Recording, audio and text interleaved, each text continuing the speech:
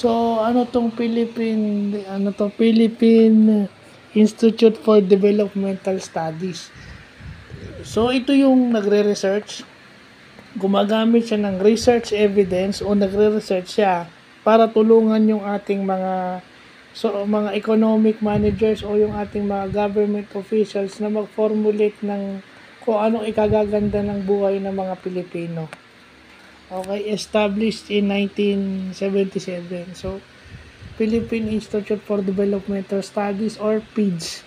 Meron palang anong ganyan. Ngayon ko lang nalaman. Kasi meron tayong susunod na vlog about this. Pero unahin ko muna tong Philippine Institute for Developmental Studies.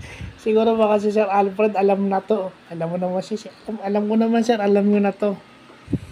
Kayo pa lagi naman kayong updated sa mga ganitong bagay. So, sana sana makatulong to do sa mga hindi pa nakakaalam kasi ito yung mga nagrereklamo sa gobyerno.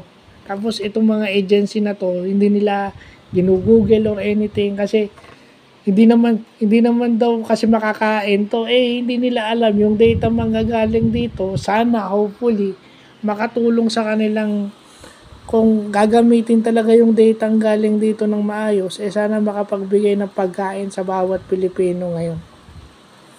So, yun lang po.